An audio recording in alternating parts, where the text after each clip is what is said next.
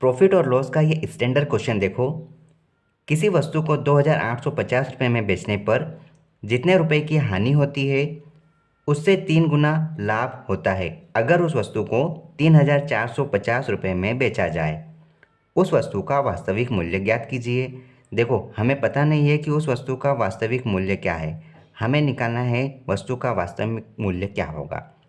अगर इस वस्तु को मैं 2,850 रुपये में बेच देता हूँ तो मेरे को हानि हो जाती है। ठीक है।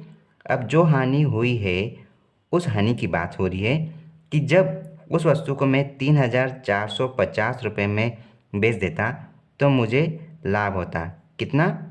इस हानि के 3 गुना लाभ होता। अगर हानि यहाँ पर 1 यूनिट की या फिर एक कोई भी वैल्यू होगी उसका 3 गुना मतलब लाभ हो जाएगा। ठीक है। तो आप इनका डिफरेंस देखो। देखो, हानि से पहले इनिशियल वैल्यू पर जाएंगे तो 1 यूनिट तो ये, और इनिशियल वैल्यू पर प्रॉफिट 3 का है तो 3 तो ये यहाँ पर और एक को कवर किया तो 3 और 1 4 यूनिट का डिफरेंस है इन दोनों के बीच में। 4 यूनिट का डिफरेंस निकाला, लेकिन इन दोनों वैल्यू के बीच का अंतर कितना हुआ, इनमें क्या डिफरेंस है। तो देखो, 50 का 50 ज़ीरो, और 34 में से 28 जाएंगे तो यहाँ पर 600 का डिफरेंस है। यूनिट में हमने देखा 4 यूनिट का डिफरेंस और वैल्यू में हमने देखा 600 रुपये का डिफरेंस। ठीक। तो आप 1 यूनिट की वैल्यू निकालोगे तो 1 यूनिट की वैल्यू कितनी आ जाएगी यहाँ पे, 150 रुपये। ठीक है, आपने 1 यूनिट की वैल्यू निकाली।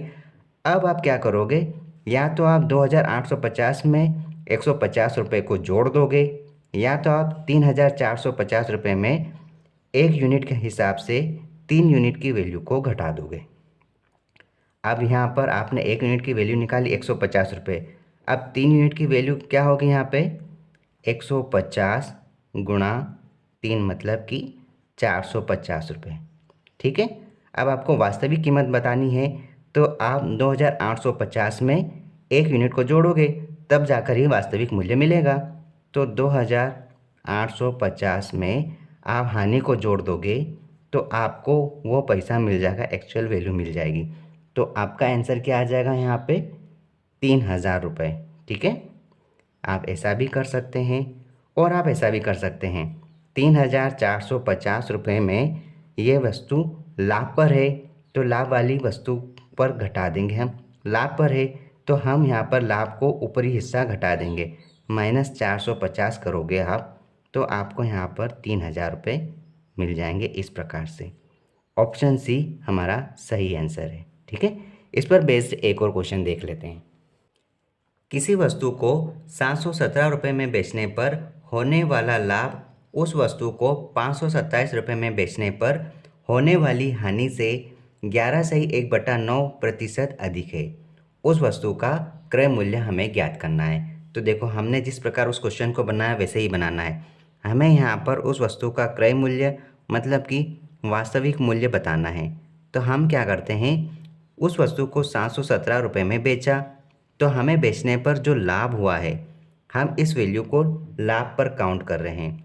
हमें इस पर जो भी लाभ हुआ है वो उस वस्तु को 527 रुपये में बेचने पर जो हानि हुई है उस हानि से 11 से 1/9% ज़्यादा है।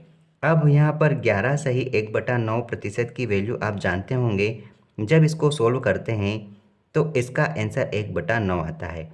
मतलब यहाँ पर बोला है कि जो लाभ है वो इतने रुपए में बेचने पर होने वाली जो हानि है उससे ज़्यादा है। मतलब कि यहाँ पर 9 में 1 ज़्यादा मतलब कि 10 हुआ। यह हानि अगर 9 यूनिट है तो यहाँ पर लाभ कितना हो जाएगा, 1 ज़्यादा 10 यूनिट हो जाएगा। ठीक है।